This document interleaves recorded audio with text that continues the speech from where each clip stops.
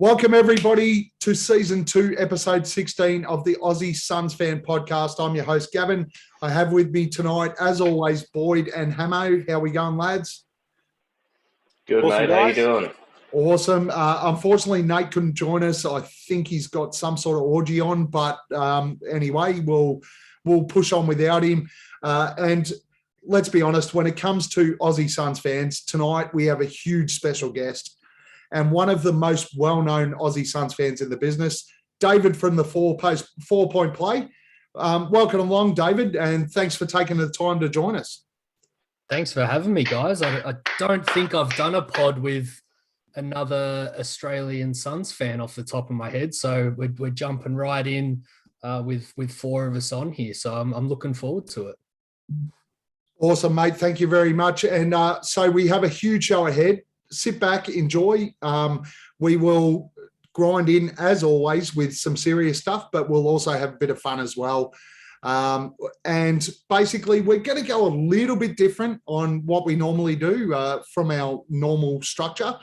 But it only is because we are at the mid-season almost. Basically, I think we've got 6 games left, lads. Is that right? Before the mid-season break?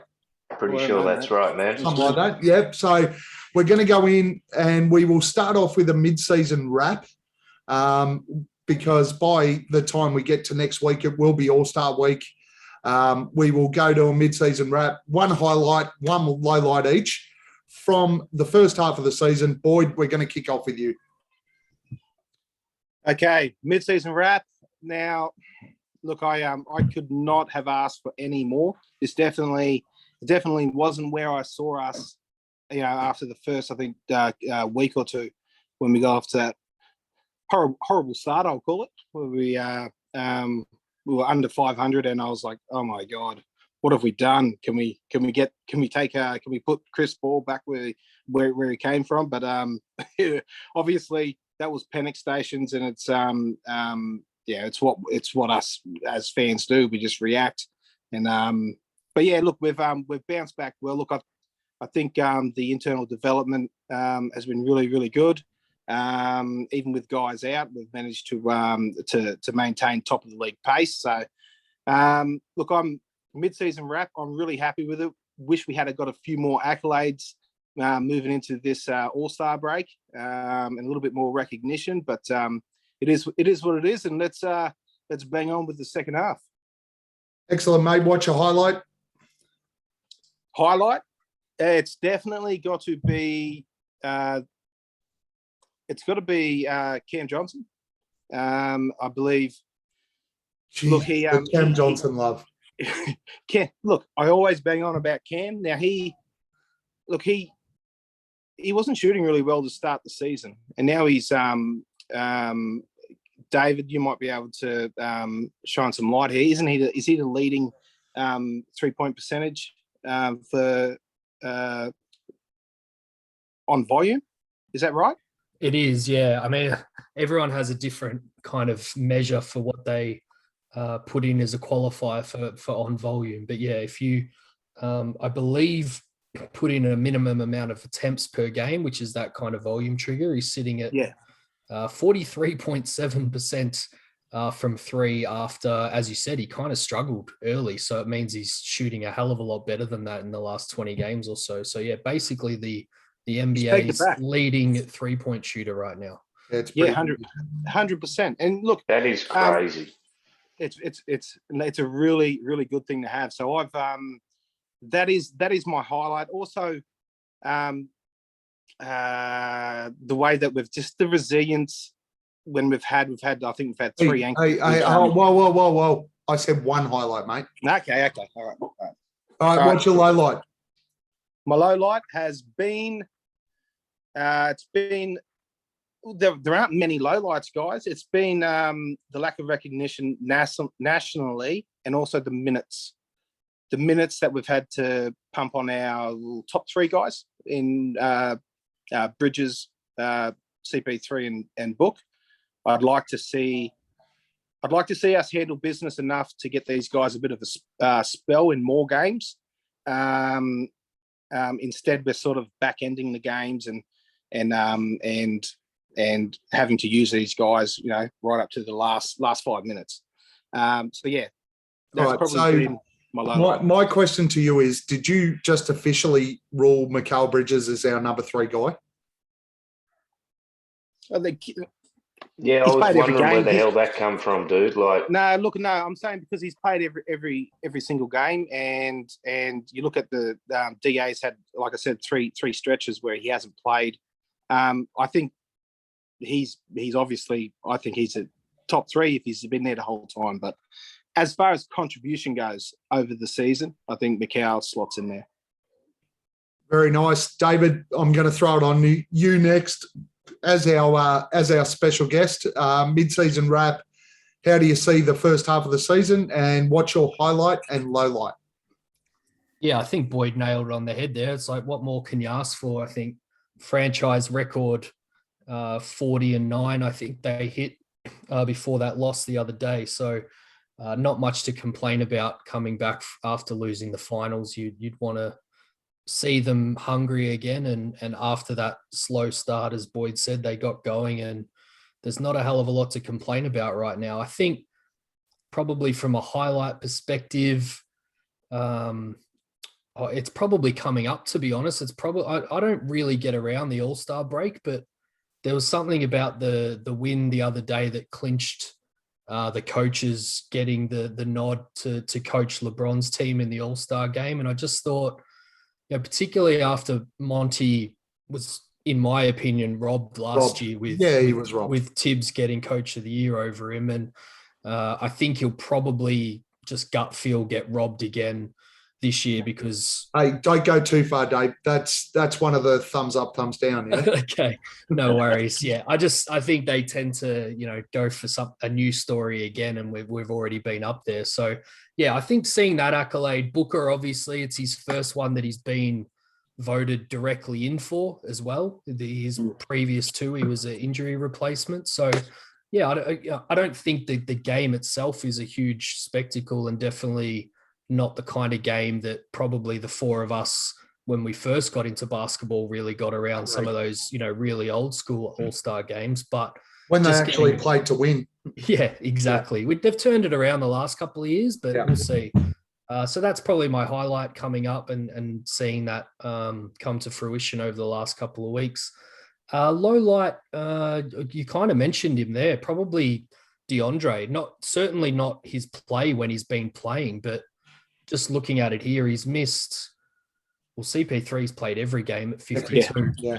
So's Mikal, because he's never missed a game in his career. But DeAndre's missed 21 games, which, no fault of his own. Injuries are injuries. You can't do anything about that sometimes. But, particularly with the contract stuff over the offseason, I just wanted to see him, kind of come out and really want to prove everyone wrong, which in the short stints that he's had, he's definitely done that. His stats are very, very good. But as Boyd said, 3 stop and starts again. He just hasn't been able to get a run on. So hopefully after the All-Star break, we'll kind of see consistent DeAndre again.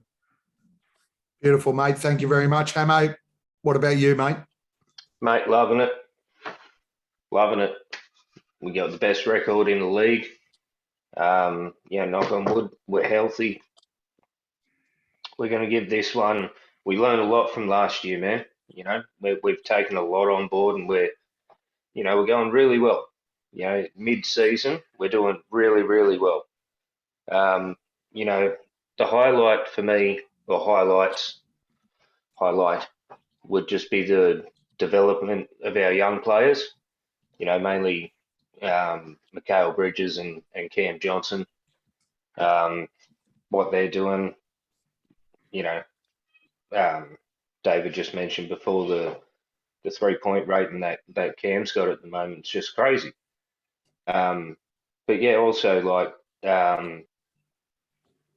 it's really satisfying as a Suns fan for a while to actually have a team that's built, not bought, like a lot of other Western Conference teams at the moment. But it's very satisfying. But the lowlights would, Boyd touched on it, the disrespect in regards to the All-Star votes. We spoke about it. We've spoken about it since we started the pod. You know, people just don't know what they're voting for. Half the time, Do you they vote guys- for people who are injured. Hemo, do you think DA is a chance for in as an injury replacement for Drummond? Probably Mr. not. Green.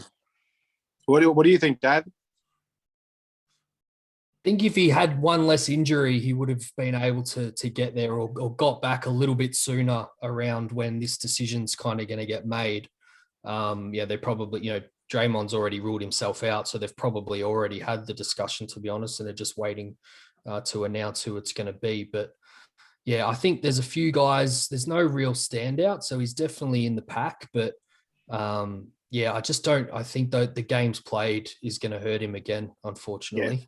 It's one of the questions I really like to ask, because if you look at previous years, when somebody steps out, don't they normally select somebody from the front court to replace someone from the front court? Because most of the discussion at the moment is if Draymond misses, they bring up DeJounte Murray or Anthony Edwards. But Draymond's front court. Yeah, I don't know the rule around that, to be honest. Do you know? I'm just trying to think. Do you know that one, David? Yeah, I don't think it has to be like for like, but I think on that first one, if you go through the history, it generally is like, Booker got his one last year when Damian Lillard went out and kind of said he wanted Book or recommended that Book should be the one in there.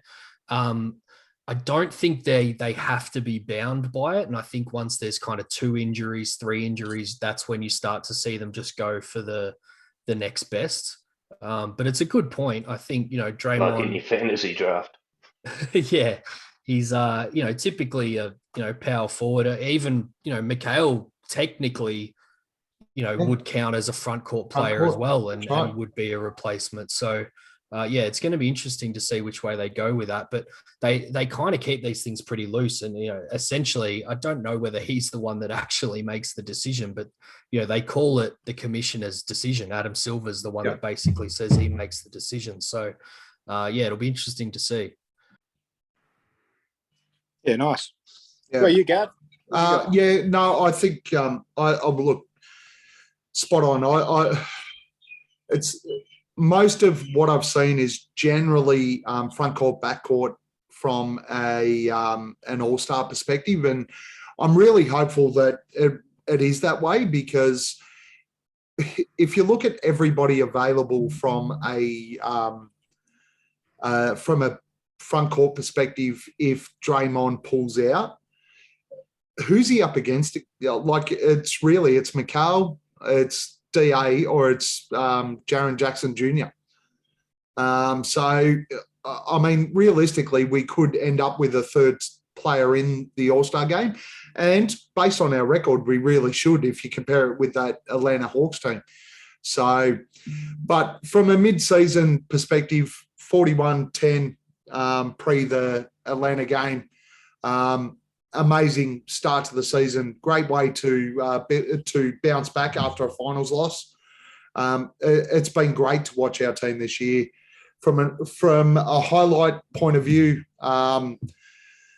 me personally, it's just watching Chris Paul every week. And we spoke about in the group chat this week. We might have spoken about it. I couldn't stand Chris Paul before he came to Phoenix.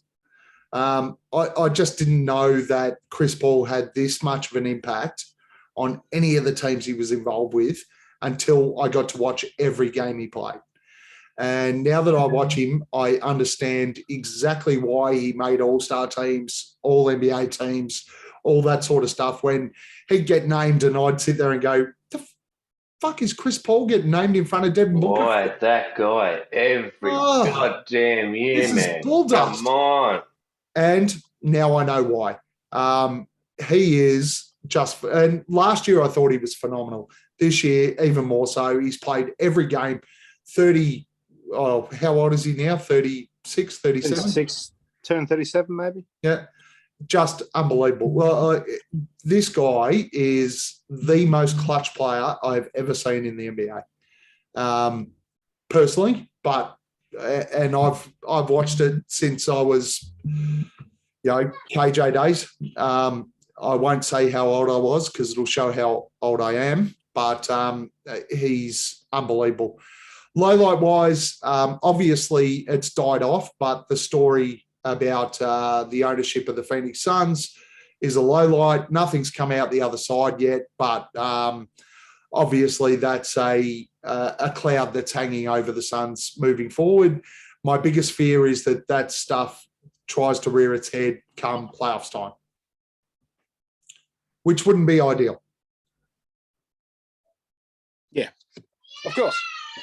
All right, what have we got next, mate? All right, mid-season MVP. We will start with our guest, David. David, who's your mid-season MVP? I can get you in a bit of trouble, this topic. I think people are pretty polarized on it. For me, it's Devin Booker. He hasn't played every game like some of the other guys, as we mentioned before, but he's just the hub of this team. I think stats-wise, you look at his numbers and he hasn't, after a slow start, after basically not getting any off-season at all, went straight from the finals to the Olympics. Looking at the photo of him there in Boyd's background actually gives me memories of watching the Olympics. And baby book there in high school or something, probably. That's got to be high school, hasn't it? Yeah, definitely. Yeah, it is too. Yeah. But yeah, statistically, after the slow start, his numbers don't kind of leap off the page, compared to previous seasons. But, I'm sure you guys see it and watching him like I do. Everything that they do revolves around, the danger that he possesses as an offensive threat. And, his defense has really picked up this year after it already picking up last year as well, I thought. So, you can go either way with this one. It'll be interesting to see which way the rest of you go on it. So I won't mention the other very likely candidate, but I just think his importance to the team when you take him out of it, he's the MVP for mine this year. One of the things you said there, David, was, which is really important because Boyd basically sprayed me for it a couple of weeks ago. Devin Booker's defense has been absolutely sensational, completely and utterly underrated. I called it out before Rudy Gobert, the perennial, just because he rocks up on the court, gets Defensive Player of the Year. Gobert mentioned how good his defense is, but his defense has been phenomenal. Hamo, who's your mid-season MVP? Look, at first I was torn between both sort of, expanding on what I was excited about so far this season. Mikal Bridges has just been phenomenal. Hamo, if you say sticks, I'm going to fly to fucking Sydney and punch you in the face. You can fly to Sydney, mate, but I'm about 2 hours south, so. I'll hire a car. So, as I was saying, I love what Mikhail's been doing, but definitely I would have to put it down to Chris Paul. He's just been phenomenal, especially the last week or two, man. The numbers he's been putting up are just crazy. But yeah, no, definitely we've got a lot of good players on the team at the moment, but at this time, I'm putting it down to CP3. Very nice, Boyd. Yeah, so between the backcourt, right? So we're all going to pick one of them guys, the one or the two. Now I've been to and fro since you sent this through, Gav, and told us what we're talking about. I've been backwards and forwards on it. Now I think ultimately, I think one-on-one, I think Booker's a better player. I think he's extremely talented. He's got the stats there, and I just he's so potent, and he's our cornerstone, right? He's what we're building. We've built this franchise around. And then I jump over to CP3, and I think, fuck, he's instilled this mongrel into Booker this season, which I don't think we see. We might see an uptick in Book's defense, but I don't think we see it to the degree that we have unless we've got CP3. And then you throw in the big busy, where he's making a bit of a contract year for himself. He's brought him from the boneyard. So yeah, look, I'm gonna say CP3 just because he not only is he 36, not only is he playing the most minutes he has since 2015, but he's just setting the table for everybody else, and he's leading the league in assists and I think maybe steals. I think he's right. If not, if he's not first, right he's second. David? Yeah. Yeah, there was a couple of weeks ago, he was definitely leading in both assists and steals, which was, I think, the first player to do it since him again back in his New Orleans days. Oh, New Orleans. Yeah, even earlier, but not sure if that still holds at the moment. Keep going. I'll see if I can find it. Yeah.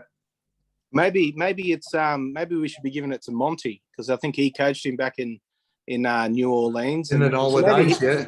maybe Monty brings out the point god's steals and assists. Maybe that's the case. Who knows? But yeah, look, we could also move into that territory where we're giving an MVP to James Jones, maybe, or Monty, or a Monty. If you want to put a different spin on it. But yeah, no, everyone's been mascot or Patrick Beverley. Yeah. Well, I mean, from my perspective, I don't think he can get this wrong. Devin Booker has been phenomenal. Chris Paul, absolutely phenomenal. Played the entire season so far. I'm also going to go with CP3, mainly because for me, I could have picked either, but I'm going to go with CP3 because I want to see him win the league MVP. I think in most power rankings and ESPN rankings, and we all know ESPN is full of shit, but most of the MVP rankings at the moment, he's top 4. Honestly, his output, he deserves to be in that conversation. Devin Booker generally ranks about 8, 9 in those conversations, probably should be much higher. I think those two probably should be on a par. But as I said, when you get to crunch time, the only bloke you want with the ball in his hand is Chris Paul. The reason that Devin Booker is so good in the crunch time is because Chris Paul's got the ball in his hand. So I'm going to say Chris Paul for the mid-season MVP as well. And because I'm the podfather, even though we've got 3 versus 1, Chris Paul is our mid-season MVP. Mid-season defensive player of the year, Boyd. Isn't it only a tiebreak? Yeah, it doesn't matter. I'm the podfather. I will make up any rules I want.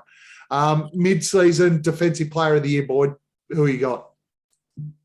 It's got to go to Bridges. Now, a couple of weeks ago, I mentioned after one of our pods a couple of weeks ago that, holy shit, guys, Mikal Bridges is down in a lot of these statistical categories, and I thought to myself, oh shit, we just paid the guy, but then we kept chopping it up, and he does a lot of stuff which isn't recorded. So, and he is our best defensive player, and he does it for long stretches against the best player on the opposing team. So, we spoke about that last week.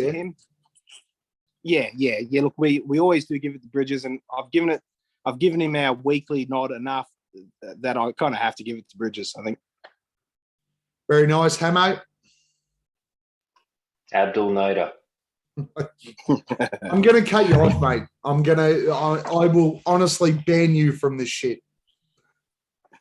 No, seriously. Boyd makes a pretty serious argument there for Mikal. Yeah, I'll go with Mikal. Very nice. Great justification. Boyd said so. David, who's your thoughts? Thank you, mate. Yeah, you're not going to get any arguments from me. I'm an absolute Bridges fan.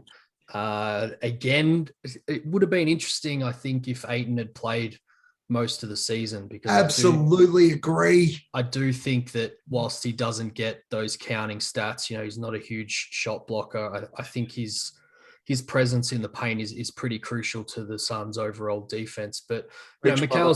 Mikhail's similar. I think stats wise, as Boyd said, he doesn't leap off the page for you. But probably my favorite Mikhail stat from this year is he leads the league in miles run on defense. Oh. So if you think that your eyes are telling you that Mikhail's absolutely everywhere on the defensive end, you are spot on, because he's got the most miles run up in the entire NBA. They measure it in miles. They measure it in miles and feet, which doesn't Far go down out. too well on an Aussie podcast. But No, I just mean like it's not like he's measured in feet. He's done that much. It's measured in miles. oh yeah.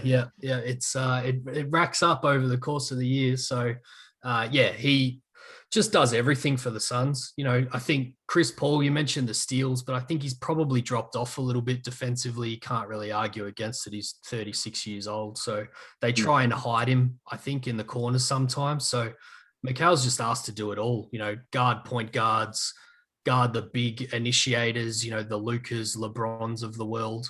And then occasionally he'll get asked to, get down low and guard one of the bigs as well. So, without him, they'd just be a shell of the defense that they have right now, I think. Yeah, no, spot on. And I think we spoke about the numbers last week, didn't we, Boyd, where he's basically number one for when it comes to minutes played, number one against the most dangerous players on opposition teams. Mikal Bridges has defended them the most and has the highest defensive rating against those players. I pinched that off someone on Twitter as well. Yeah, I saw it. 1,646 minutes. And I'm pretty sure that the second was 1,586. And his defensive rating was it wasn't quite that high. 2.6 points higher than from a defensive rating standpoint. Like Mikal Bridges has been phenomenal. I will say at the start of the season, we did our predictions, and both of you two guys said that Mikal Bridges should be all defensive team one. I know that David spends a lot of time on Twitter professing the all NBA first team message for Mikal Bridges. At the start of the season, I did say that DeAndre Ayton should have been all defensive NBA first team, but I think the games missed probably have cost him, which is what David just said as well. But it's pretty hard to argue right now that Mikal Bridges is our defensive player of the year at mid-season. But Very fair call, Gav. I will say, David, you are not sending enough videos to push the message for Mikal Bridges. I've definitely dropped off recently. I definitely have. But I think not that, I'm going to be able to do much to sway the people that vote on it, but I do feel like he was probably overlooked last year just purely because especially if Tybal made it. Yeah, just not enough awareness around the role that he plays on the Suns and those videos you mention. Anytime I'm rewatching a game and I see something that he's done to impact the team on the defensive end, I try and put it out there on that big long thread that I've got going to hopefully around the time when the end of the season and these awards are getting voted on, we can look back to those videos and push him out there and make sure he gets all the votes that he deserves. Absolutely. And don't undersell yourself. Everyone in the US is looking at your videos now. All right, we'll move on to the trade deadline discussions. So what we're going to do is throw out the bigger names that have been discussed in Suns Twitter world, Suns Facebook world, Suns chat world for trade deadline discussions. And basically get everyone's comments. So number one, particularly over the last couple of days, after rumours swirled that we were having discussions about him, Domantas Sabonis. Now, I will say, I'll predicate this with I love Domantas Sabonis. Main reason I love him is because he's in 3 of my 4 fantasy teams, and I have a complete obsession with him because he's a fantasy pig. Domantas Sabonis, what do we have to do to get him? Now, trade with deadline discussions. David, you're going to lead off all of these. Why or why not would we get Domantas Sabonis? Yeah, it's an interesting one. If I go with the why not, I would say that the Suns won't want to pair Sabonis and DeAndre Ayton together.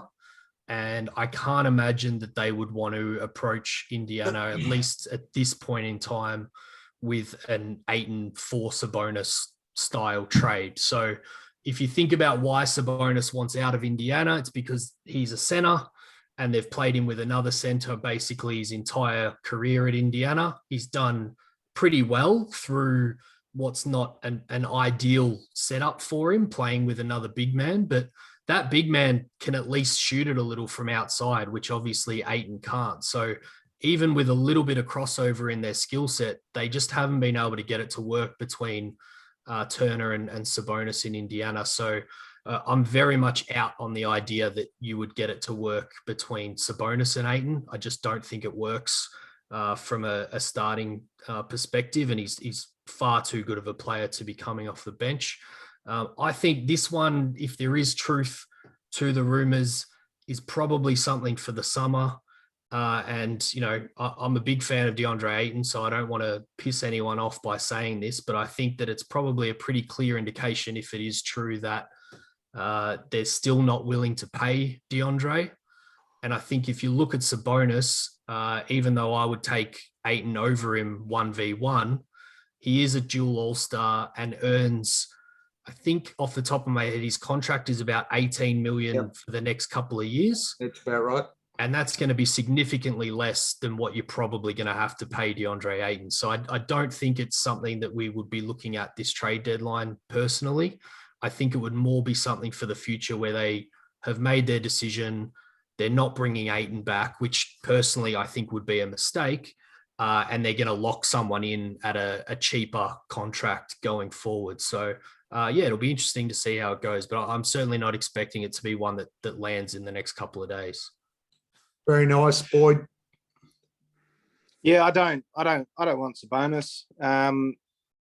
He's just we've got DA and unlike you, David, I would 100% keep DA over Sabonis, like 1v1 if we had drafted him or whatever. Just because I've seen you know the anchor that DA can be on that defensive end and his gravity.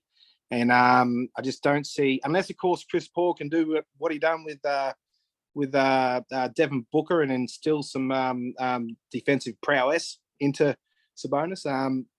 No, I definitely wouldn't want to, and I don't want to think that the Suns are going back down that let's get rid of DA before he's a max guy and get someone for 18 million just because of the pinch and pennies side of it. So look, I really don't want it, and he's killed us in a couple of games recently. Not in the last couple. It could have been last season, but I just remember him knocking up 20 rebounds, 20 points, and I personally, when that happens to me, I form a grudge against a guy, and it's a fan thing, not a logical thing. But yeah, not a fan of Sabonis on the court for defensive reasons, pretty much. So I really hope it doesn't happen. But if it does happen, I don't want any of our core to go out. I'd prefer that we top load this deal with picks or pick swaps, however these things get done for contenders, and move out some your Jalen Smiths, maybe your Saric and your bloody Shamit. So I don't want to. I'm not interested in moving any of our core, any of our top 6 for Sabonis personally. Well, just to back up, I know you sort of mentioned a couple of things there. I think David said the same thing, that he'd prefer to have Ayton than Sabonis. And I thought he said, David, I thought you said one versus one, you'd take Sabonis over Ayton. No, definitely not. I would definitely be going with Ayton 1v1. Cool. Yeah.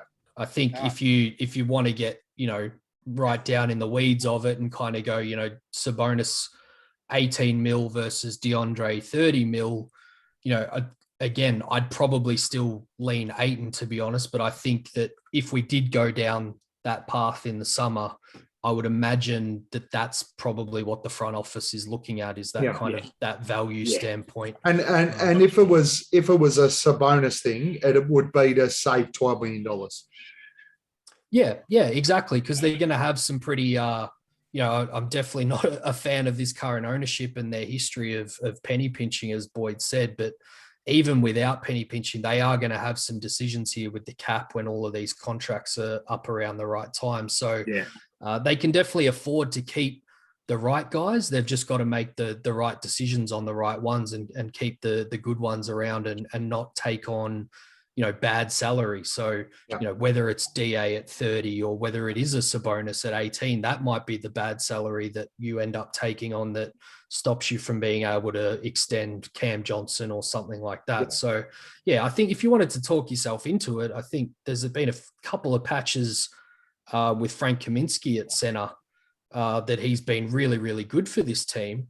And I think people who like Sabonis would look at that and go, well, Sabonis is 10 times the player that Kaminsky is, and they've got similar playing styles. So you would lean that way. But I think, as you guys have all noted, you're completely robbing the other end of the floor. That's exactly right. And I don't think Sabonis, just from a skill set and athletic tools standpoint, you might be able to get him up to, satisfactory on that end, but you're not going to get him up to, the ceiling that DA gives. Yeah.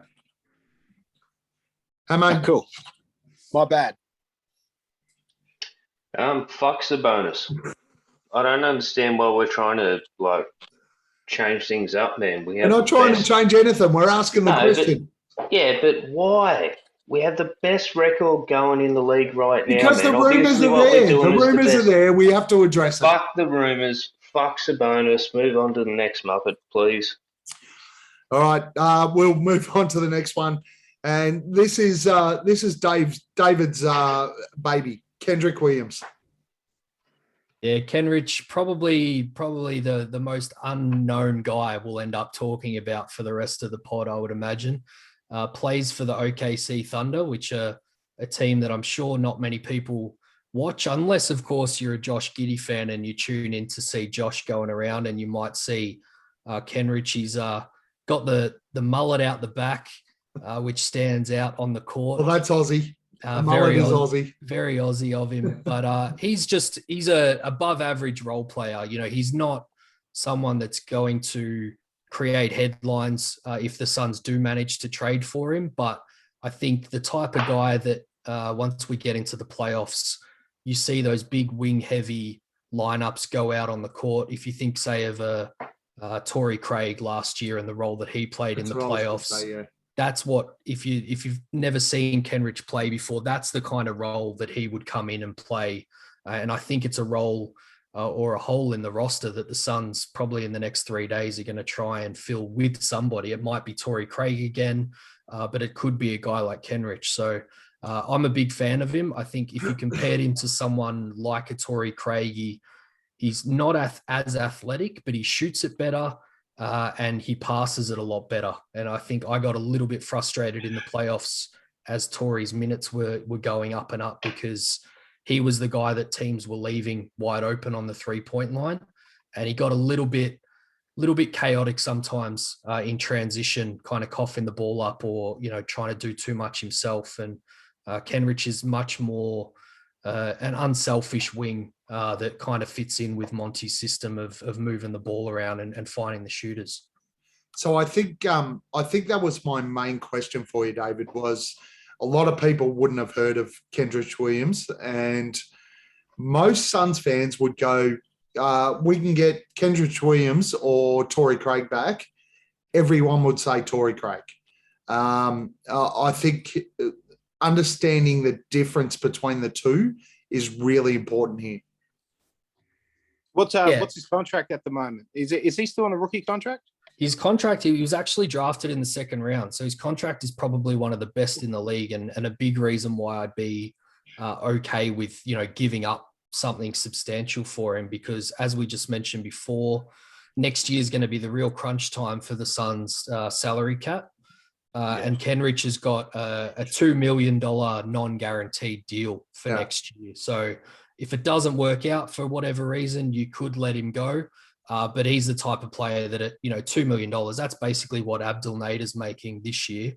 Oh, geez, he can have Abdul Nader's money right now. I can tell you right now, he's a much better player than Abdul Nader. So, I think, you're right. I think as fans, we tend to go with what we're familiar with, and I wouldn't argue against anyone who would prefer to bring Torrey Craig back because we've seen it and the team's got familiarity with him. But Kenrich somehow manages to have a positive net rating on that Thunder team, despite that team getting blown out constantly. So that is generally David, from a reference point, what is Torrey Craig's current contract? Torrey got 5 years per year for 2 years, which was the main reason we didn't bring him back. It was 5 mil for 2 years. Yeah. So 10 mil over 2 years, I should say. So it was a little bit too expensive. You imagine what was our big acquisition in the offseason. JaVale got that 5 mil, but only for 1 year. So they just weren't willing to commit to Torrey, and we're happy to see him go.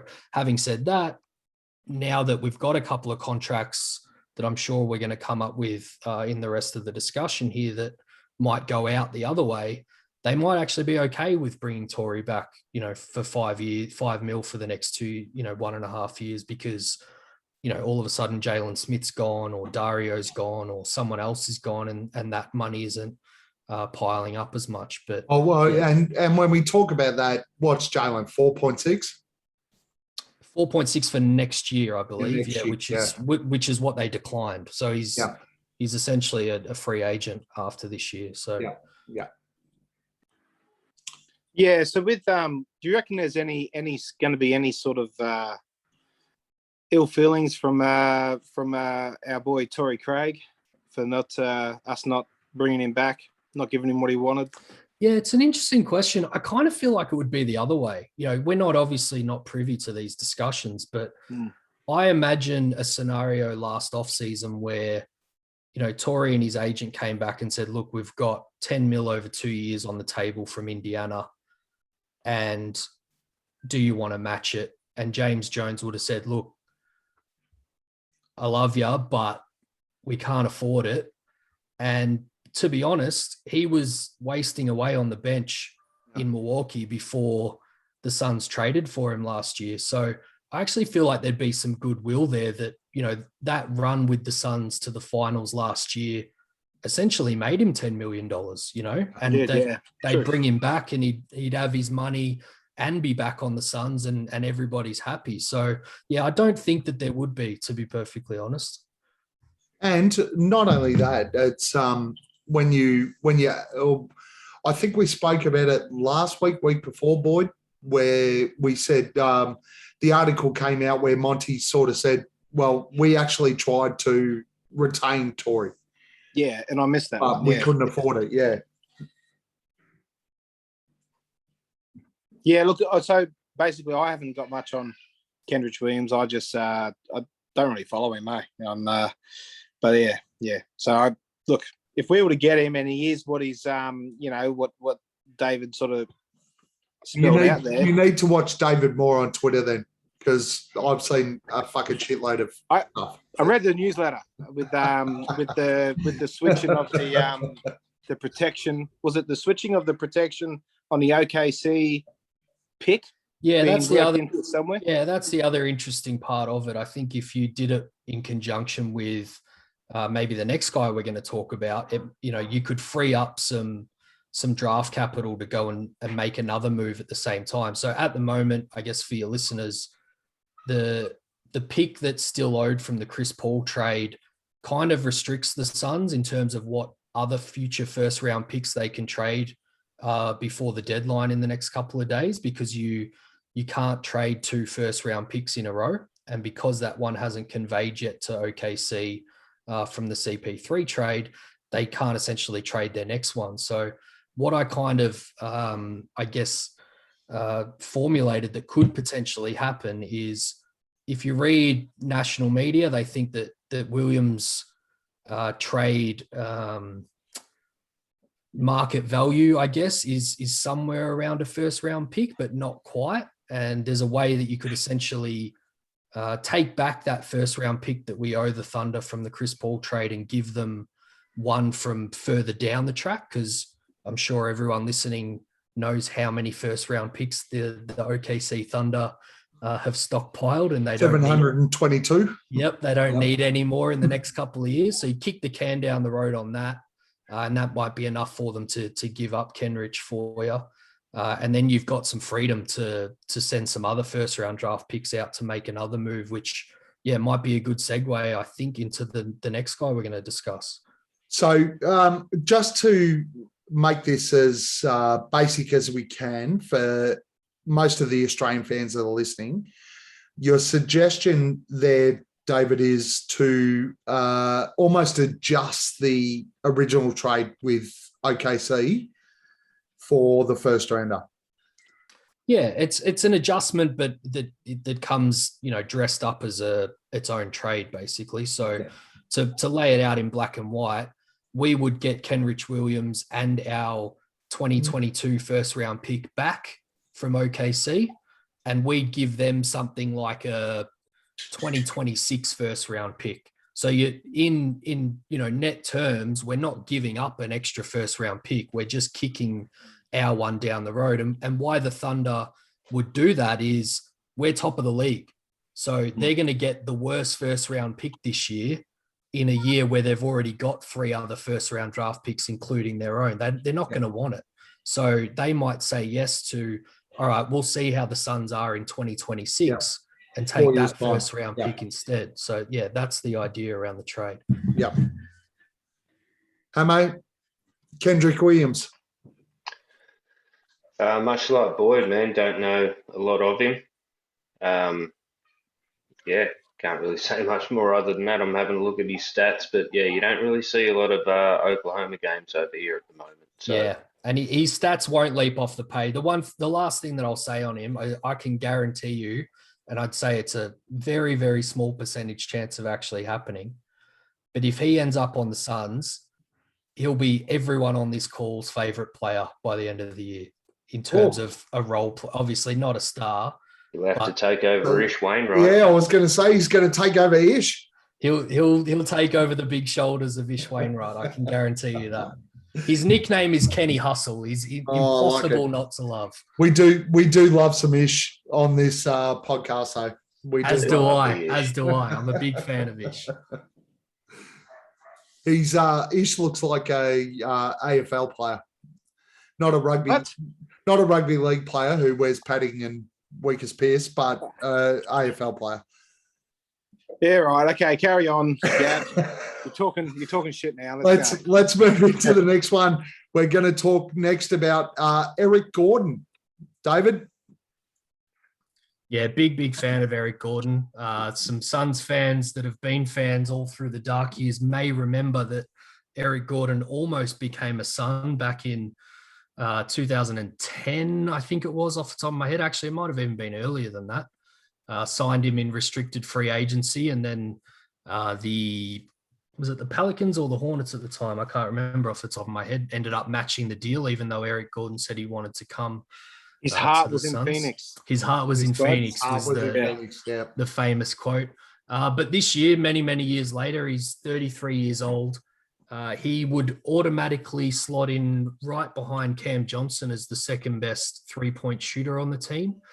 And one thing that he would really add on top of that this team is severely lacking is rim pressure. He's got one of the best field goal percents at the rim this year for guards. He's getting to the rim at will, even though he's playing on a pretty horrific Houston Rockets team at the moment. So he'd be better than Landry Shamit? He would be much better than Landry Shamit in both shooting from deep and getting to the cup as well. So, and would be a bit of a reuniting him with CP3 from those Houston teams as well, and reuniting him with Monty Williams. And CP's a big fan of Eric Gordon. He is a big fan. Monty, I don't believe, was as big of a fan back when he coached him, but they're both much older and wiser now. And as I'm sure you've all noticed, most transactions that we've done in the Monty era, that they seem to be able to be traced back to Monty Williams in some way, shape, or form. He likes that kind of familiarity with players. So again, like all these things from Sabonis right through to whoever else we're going to talk about, there's, probably a 5 to 10% chance of them all happening. We don't know which one we're going to, nail on the head, but I'd be over the moon if it was Eric Gordon, that's for sure. Am I?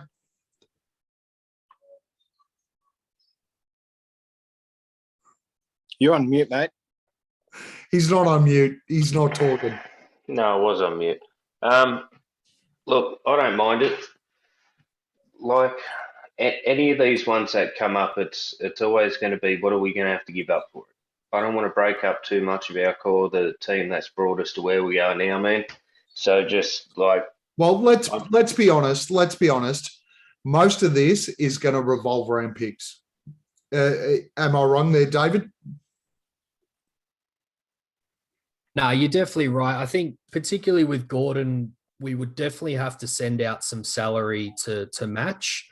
But Hamo, I guess to put your mind at ease a little bit, it wouldn't be anyone that's currently in the main rotation of the Suns. And I agree with you. I wouldn't make a deal just for the sake of making a deal and shaking up what they've currently got. I think that would be a mistake. But if you can, add Dario, who I'm a huge fan of, but is very unlikely to come back and play this year, and piece him with, say, Jalen Smith and then one other smaller contract to get to the salary that you need. I think please be all for Peyton. Well, he's the guy that I put in the deal in my newsletter. So yeah, he would be out if it was me. And you add like I guess Eric Gordon would probably automatically become a 7th or 8th man on this team, and you haven't had to give up any of your top 6 or 7. I think it's a no-brainer. Yeah. Look, man, unless we're talking Steven Adams, I'm really not. Come on, not the Steven Adams again. Let it go, mate. Steven Adams, man, I love me some Steven Adams. Boyd, what are your thoughts, Eric Gordon? Eric Gordon is a real vet, and he's exactly that Monty piece as you guys were saying. He's the one. Earlier. Yeah? Eric Gordon he's the corner piece of all of this. And what is he like? 18 million a year, and he's guaranteed for the next 2 years. Is that right? He's only guaranteed that third year if you win a title. It's quite a weird guarantee. I've never seen it before. So I don't know about you guys, but if we win a title, I couldn't care who we're paying in 2 years. I agree. But yeah, one more year, Boyd, after this year. Okay. But again, if we're winning a title this year, so I'm just going to look 2 at more it years. as 3. I'm going to look at it as 2 more. But look, I mean, ultimately, give a rat's ass if we win the title. Ultimately, I'm pegging Chris Paul to age like a fine wine, and I think for another couple of years they could still get some really good output from Eric Gordon. I mean, he's a spring chicken compared to Chris when you're talking NBA athletes, right? So what is he, 33? And Chris is nearly 37. Yeah. So look, I would not be against it. But yeah, you just have to make that move to get that title, and hopefully these guys don't just decline rapidly. So I'd love an Eric Gordon move for sure. Reality is, if you look at Suns Twitter, everything else, Eric Gordon is the piece. I still think there's probably a couple of pieces we need, but Eric Gordon is the one that everything circles around. So me personally, I'd be rapt to have Eric Gordon on board. I think that maybe Eric Gordon and Kendrick Williams, perfect 2 pieces, lovely. Next one, Justin Holliday. David. Yeah, I'm kind of the opposite to a lot of, I mean, I mainly circle in Suns Twitter, as you've mentioned a couple of times here. So I'm in that little bubble that can be a little bit of an echo chamber sometimes. But I'm kind of the opposite to what I think is the majority on Justin Holliday. I'm not a huge fan of his. I think the main appeal with him is he shoots 38% on 7 threes a game. So he's a volume 3-point shooter, but in my opinion, doesn't do a lot else with the ball, doesn't fit in with the system that we run. You know, he's only 1.9 assists to 1 turnover a game. So he's not going to move the ball for you. If you feel like we, I guess, are short another reliable volume shooter from deep for the playoffs, he'd be, you know, probably a relatively cheap option. I think I saw a report the other day that Indiana wants 2 second-round picks for him. So that's pretty cheap to add a guy like Justin Holliday. But, you know, I'm not looking at that. I'm looking more at, you know, who are your 7 or 8 guys that you're going to play against the, you know, Western Conference Finals against the Warriors. And I just don't see someone like Justin Holliday being a guy that you roll out there, you know, with Chris Paul, Devin Booker, DeAndre Ayton, Mikal Bridges. But yeah, if you want just a straight shooter, maybe, you know, let's say either fans or the front office have just totally lost faith in Landry Shamit being able to, you know, hit anything in the playoffs, and they want kind of someone to replace him, then Holiday would be a pretty cheap option from that standpoint. But if you're comparing Holiday with Eric Gordon, yeah, just it's like apples and oranges. Yeah. You know, Eric can, you know, if you imagine someone chasing a really good 3-point shooter out on the arc, Eric Gordon can put the ball on the floor and get to the cup. Whereas, you know, Holiday, I don't think is, you know, as adept to do that, particularly if, you know, you can imagine Draymond Green rotating into the paint to then cut him off. And then you've got to trust the guy to make the extra pass to one of our other shooters in the corner. I just don't trust Holiday from that standpoint, whereas I would really trust Eric Gordon. Yeah, fair call. Hamo? No. Plain and simple. I mean, the motherfuckers played for like 47 teams since 2011, man. Like, it's Michael Beasley all over again. Just move on. Next. Boyd? Yeah, look, I obviously not a massive priority. I watched him against the Suns, and look, most of these guys, I honestly, outside of the highlight reels and all that sort of stuff, I don't keep much, you know, I don't keep massive tabs on them. So, I thought he was really striking it against the Suns, and I thought to myself, oh, that's a wing that we would like right in the similar to Torrey Craig. So either one of them guys I'd like but not as a you know, as a number one guy to go after by any means, but just having them back there as a 7th or 8th man, as an insurance policy in case something bad happens. Yeah, I'd definitely take him, but yeah, nothing I'm going to write home about. Fair call. I'd take Eric Gordon every day of the week before him. Yeah. Now, the next two, now I've got David, you would have had one of these two on your list when I sent it to you. The other one's a surprise. Okay. But I think both of these guys are buyout options. So if we bring in a Kendrick Williams or a Eric Gordon, I think these two guys are potentially buyout options. Probably more the first than the second, but Goran Dragic. Favorite player of mine, as I'm sure a lot of people listening to this were back in the day, been on the Suns twice. Definitely wouldn't be against bringing him back for a third time. But as you said, it would be a buyout. So those guys tend to have a choice of 4 or 5 different teams that they want to sign with. And I'm not sure, given the history, that Goran would choose the Suns over maybe going back to Miami or playing with Luka in Dallas or something like that. Even in our current position? Yeah, I guess things have changed. I think he's probably his biggest gripe was with our old general manager. So that, would hopefully mean that he wouldn't feel too bad about coming back. And I guess at the end of the day, these buyout guys are chasing rings.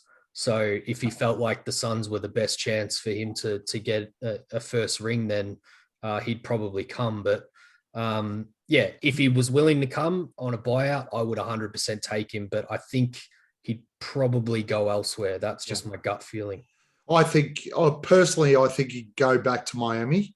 But yeah, challenge there is, well, the positive thing is we don't have Ryan McDonough anymore, but I still think he'd probably go back to Miami. He forged some pretty good friendships there. But Boyd, thoughts? I'd love him back. Love him back. Get him and Zoran back. Zoran can play for we'll send him off to our old. We don't have a J League team anymore. I know. We'll just send him out. Is it Detroit? We'll just send him out there and just say, "Oh yeah, look, you go play there."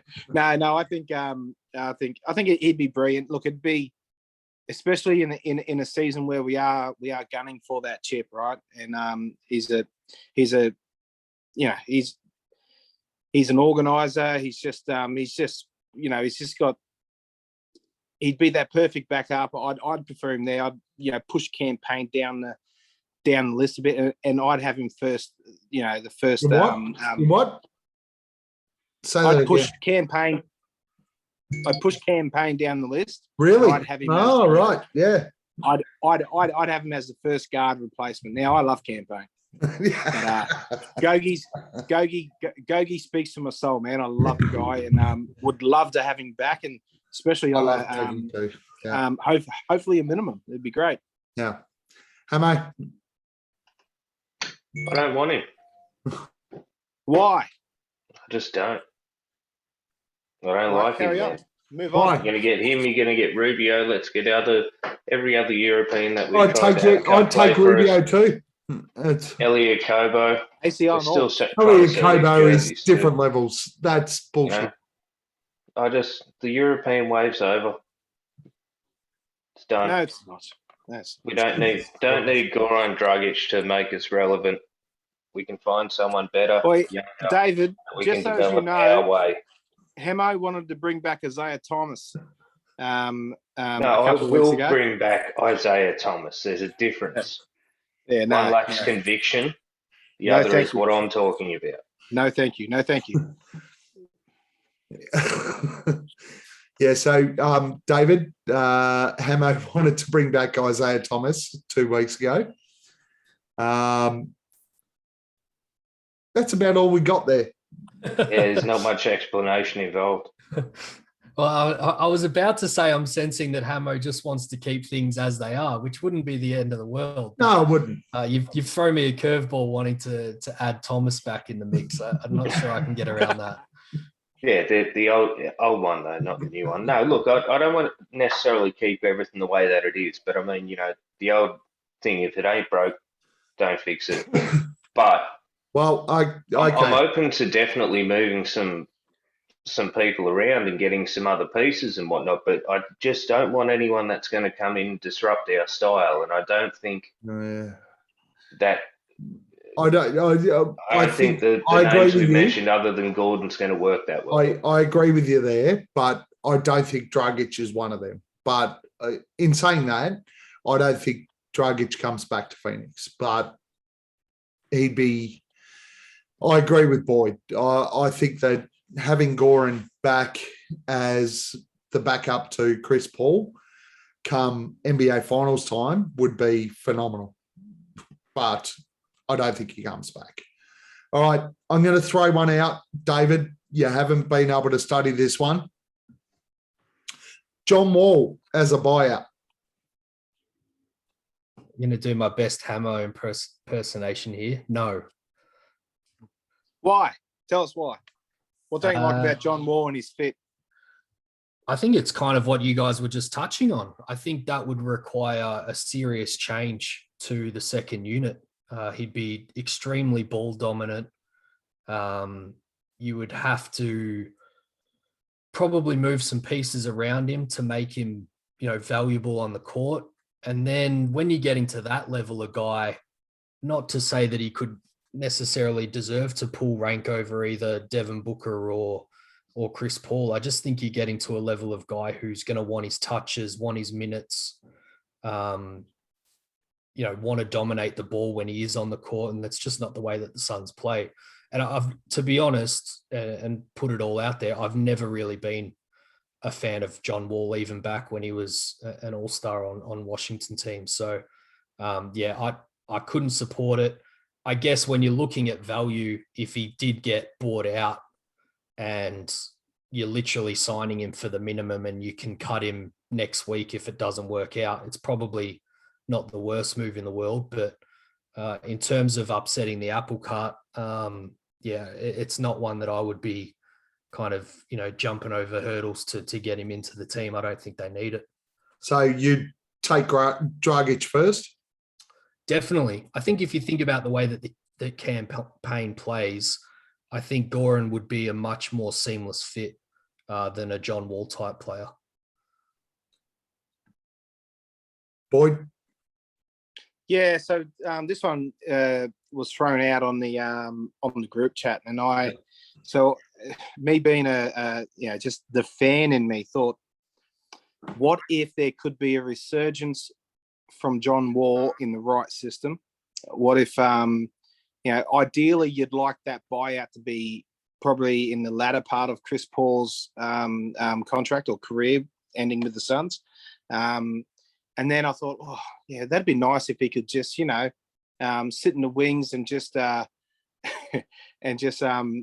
build himself back up to some sort of version of what the old John Wall was. And look, that's really pie in the sky stuff. But I'm thinking about post CP3, and I want a guy that can distribute. But you're probably right, David. He probably is a little bit narrow-minded there. He does like to get his touches and his points. So it probably wouldn't be the same effect. But I gave that a second thought today when I saw it written up in the group, only because I'm sort of I've got my eye on life after CP3, and you know what, he's probably going to be a bloody shell of his former self by that time. So yeah, it's just he's way too injury prone at the moment, man. You know what I mean? He's one of them mega stars like Kawhi, like all those kind of people. I'm not comparing the two in terms of talent.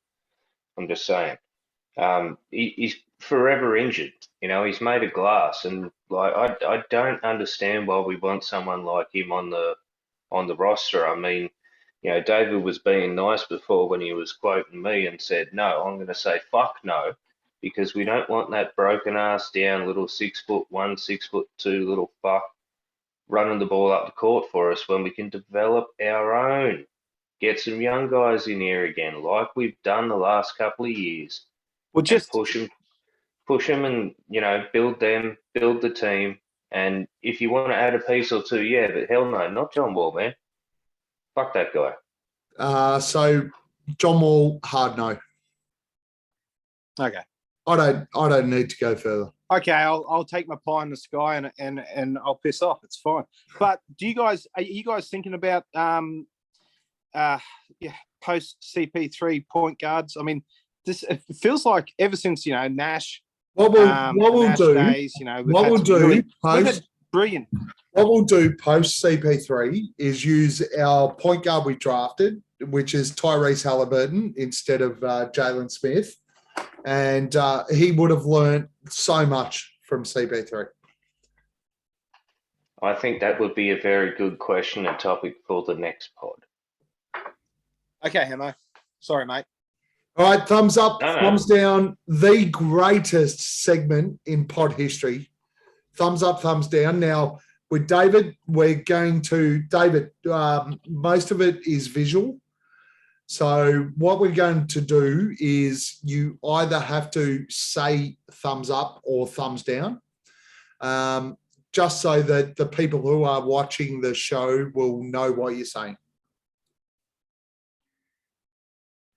Sounds good to me. I was just seeing if there's a thumbs down reaction on this, but there isn't. There's only thumbs up. So I'll use my voice instead. We need voice. We need voice. So we have what? 1, 2, 3, 4, 5, 6, 7, 8, 9 questions. It's almost a record. 9 questions. Now, again, heads up, David. If you answer different to everyone else, basically we spend the entire time talking about how you're a dickhead. All right. I like it. That's how we roll with thumbs up, thumbs down. Question 1, which is David's question. Is this season the best chance the Suns have at a title while Devin Booker is on the team? Hamo. Yes.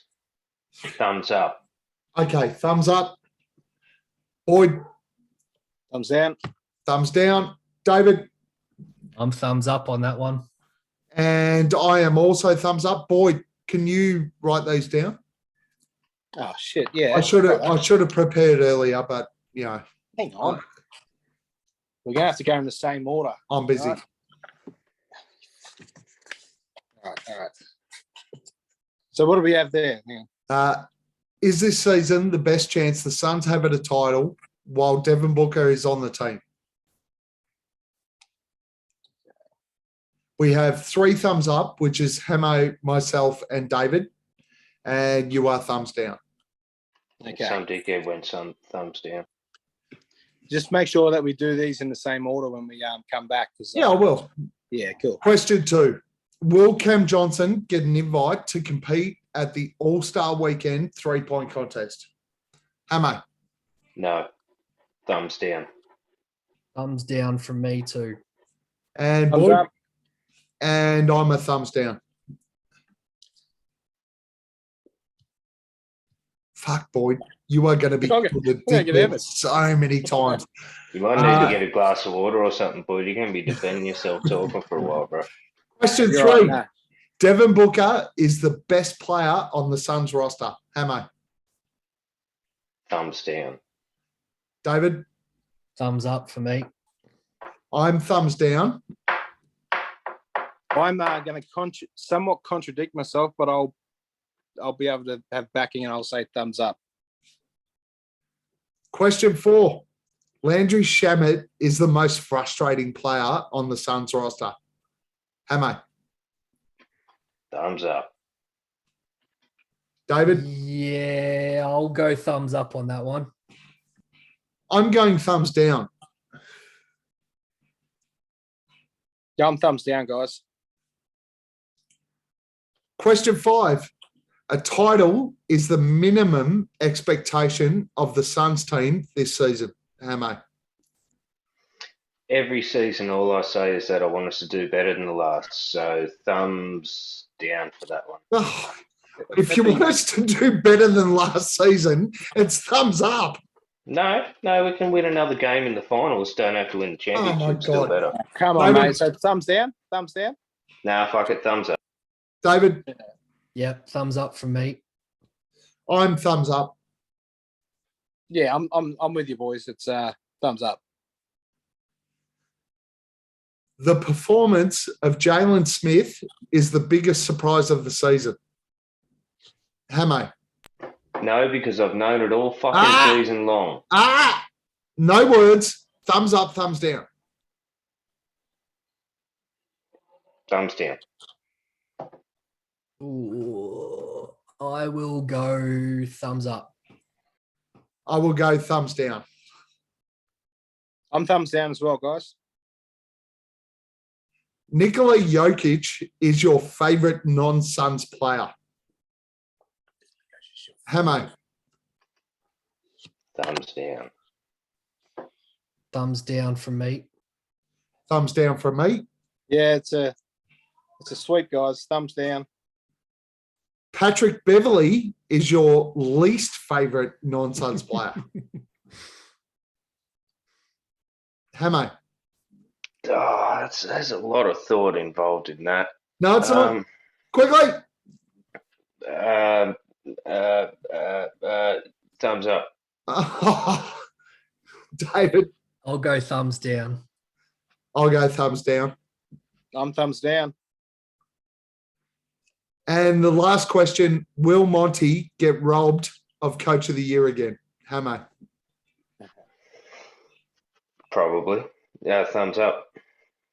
Yeah, I gave this one away before. Thumbs up for me. I'm also thumbs up. Yeah, it's another sweep, guys. That'll be a nice quick one. Thumbs up. All right, we roll back to the start. Is this season the best chance the Suns have at a title while Devin Booker is on the team?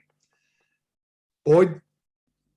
Yeah, okay. So I was the only guy that went thumbs down, and it's simply, look, we got a really good chance. We're obviously the best in the league right now, but man, still got so many more years left of Book, and I don't just want to win a chip and then go on another 10-year drought. So I feel like we're only year 2 of our newfound fucking awesome culture, our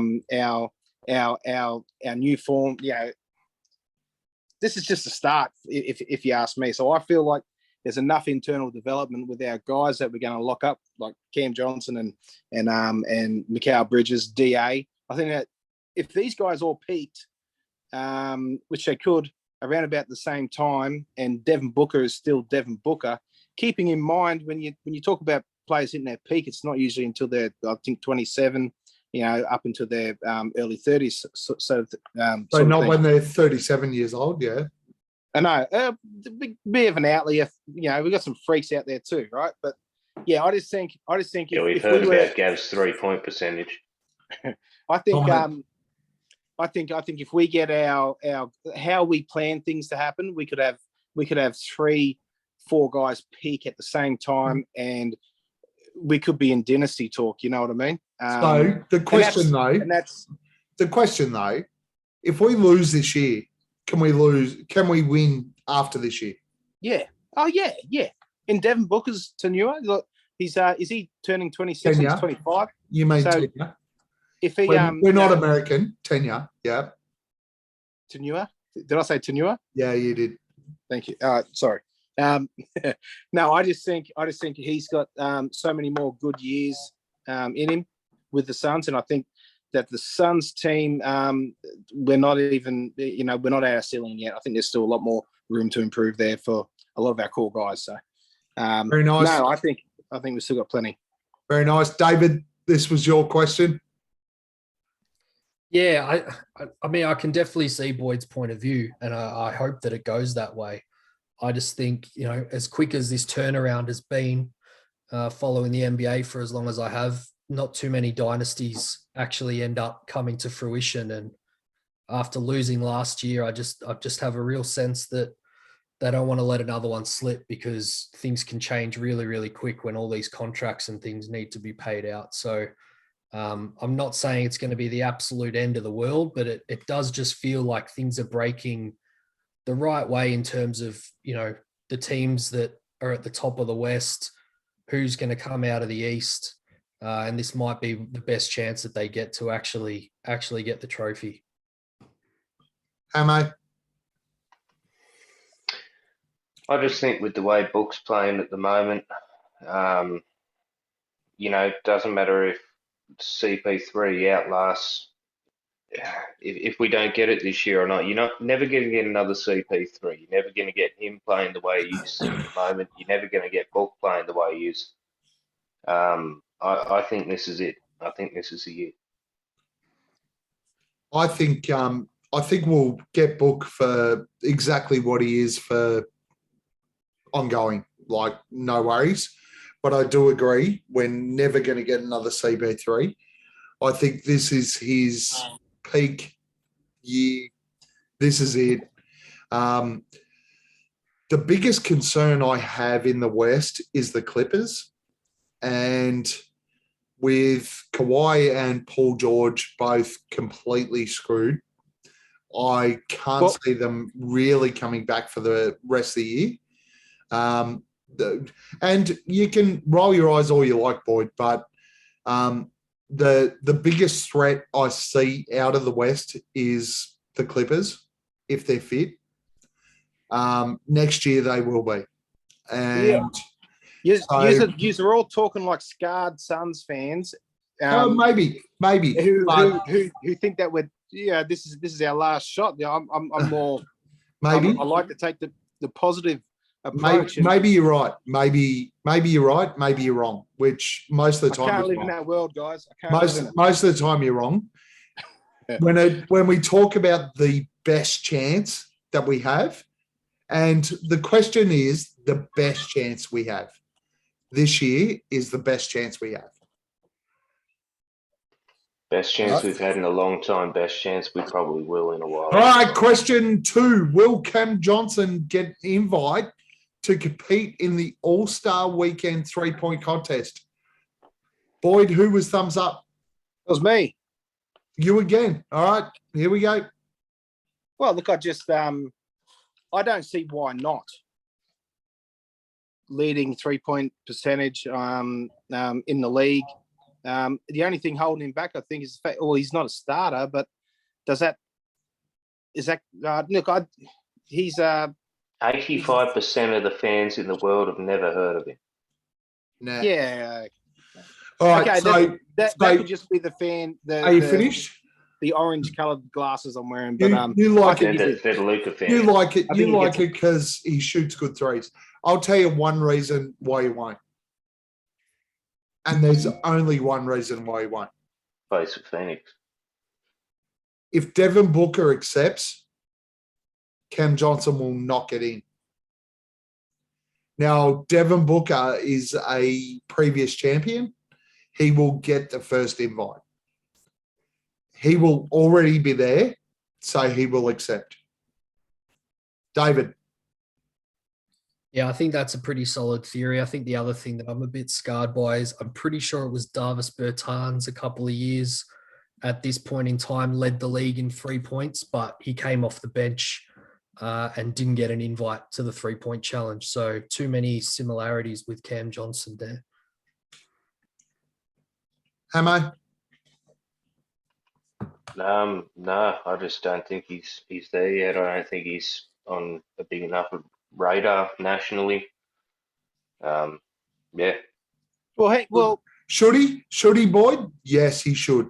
He Derek should. Jones- But we're a absolutely. small market team and we're not getting the And recognition we deserve. I'll go back to our conversation last week where all of you fucking rubbish Cam Johnson. But honestly, Cam Johnson's the best 3-point shooter the Phoenix Suns have ever seen. That wasn't the question. yeah, I no, know. that's just okay, cool. But All right. he should. He should not be going there in again. this Of course he 3-point. should, We're not going Now, there again. but he won't. David, as a courtesy to you, one of our thumbs up, thumbs down last week was, is Cameron Johnson the best 3-point shooter in Suns history? Now, most of the arguments were for Steve Nash, who barely ever shot threes, and for Dan Marley, who was let's be honest, you watch the Suns as much as we have. Dan Marley is always going to be our favorite 3-point shooter, but Cameron Johnson is a much better shooter than both those guys. Yeah, it's one of those stats that's hard to track from old time days because the volume has just gone up so much in the last 10 years. But I'll tell you what, he plays a couple more years at the current rate, and that question will answer itself, I'm pretty sure. Hey, that's exactly fucking what I said, Gav. Yeah, no, you did. I said, Problem I have. Hold on. Whoa. Problem I have is, as I said, Dan Marley shot more 3-pointers per game than what Cam Johnson has ever done in 3 years. Okay, let's move on. I don't want to fucking. Let's not go back to that. All right, question 3. Motherfuckers. Devin Booker is the best player on the Suns roster. I think, David, you were the only one with a thumbs up. Oh, I think Boyd backed me up at the end there. I did. Yeah, I mean, this is pretty similar to where we started with the MVP discussion. I think, MVP is a little bit different. Everyone has a little bit of a different slant on how they, vote for MVP when you throw in the off court stuff, the leadership stuff. But I just think, I already voted Book as the MVP, so it was going to be pretty hard for me to flip the other way on this question. I just think from a purely on the floor standpoint on both ends of the floor, I think Booker, as much as I love Chris Paul, just shades him at the moment.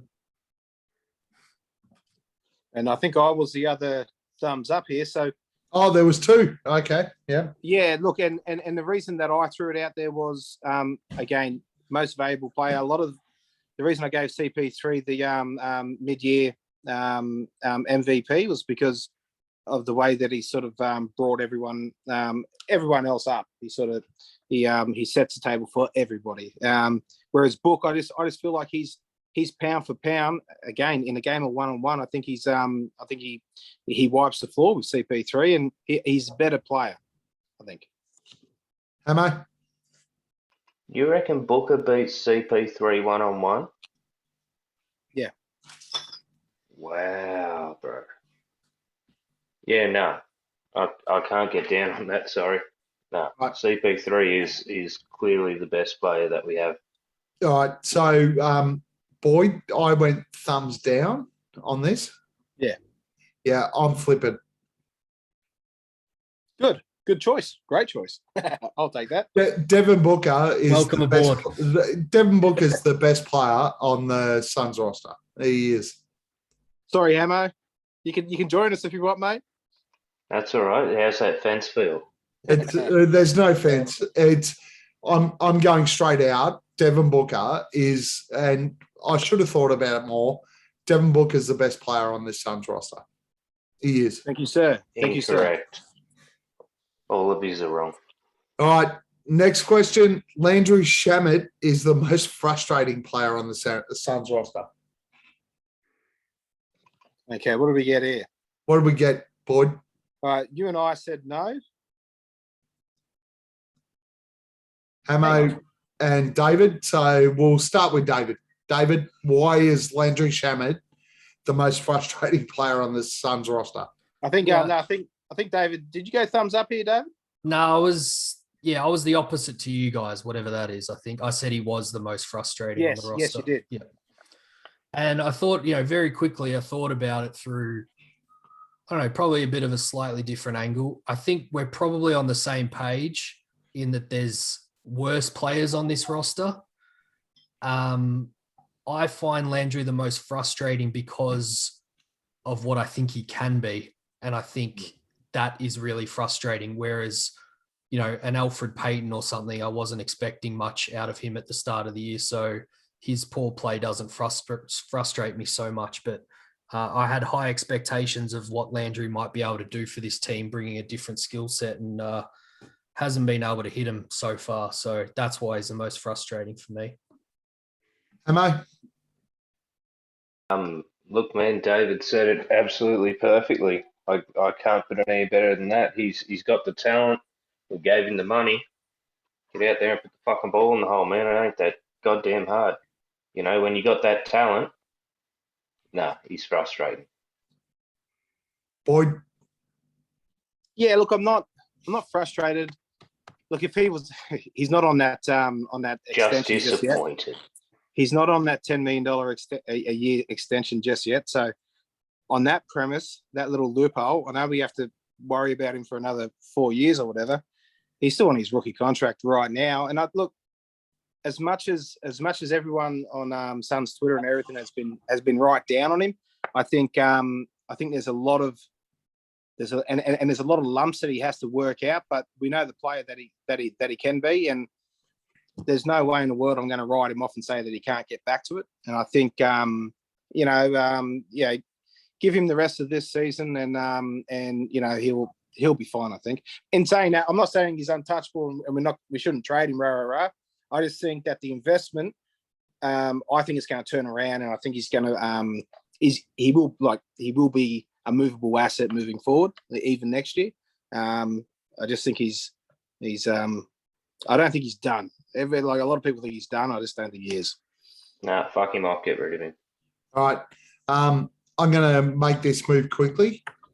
Cameron Payne is the most frustrating player on our current list.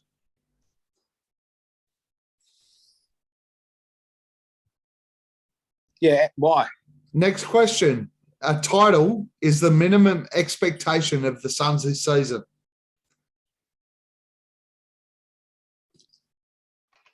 Who you No, got? the What do we minimum got, Boyd? expectation is that we show up to play a game. Boyd, what have we We're got? all thumbs up. All thumbs up. So All right, cool.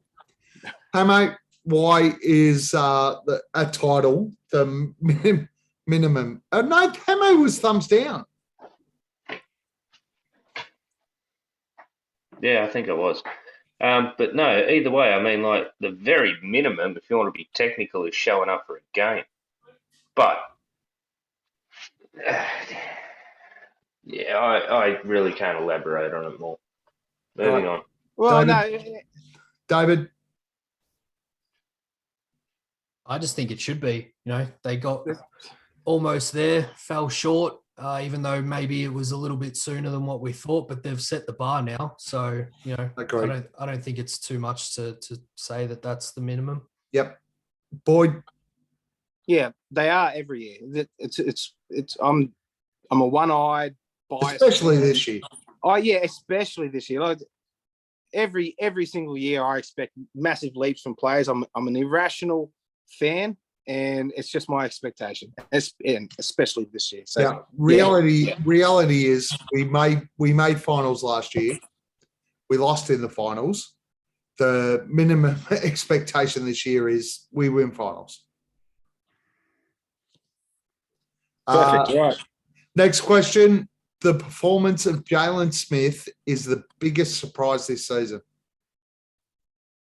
So we had a thumbs up from David, and everyone else went thumbs down. All right, David, you're up. I'm going to throw it back on you guys. In the moment, very quickly, I couldn't think of a bigger surprise. So I'm open to suggestions if one of you guys have a bigger surprise than that. I do. Bismack. All right, you've convinced me straight away. Ish Wainwright. We bought Busy in, and I thought, okay, great. Busy is a filler for DeAndre being out, Javal being out. Great. Let's bring Busy in. He'll fill a gap. Not only did he fill a gap, he kicked ass. Busy's been great. Yeah, he didn't come to mind for me straight away, but you're spot on. That's definitely a bigger surprise. Yeah, look, I definitely think it is busy, but as a whole, it's the surprise has been the way that we've been able to the way that James Jones and Monty have been able to get the best out of these guys, along with CP3, I guess. You got Ish Wainwright, these two-way guy. Now there's people out there talking about does he deserve a roster spot sort of thing. So just the way that we've managed to capitalize on the shit heap has been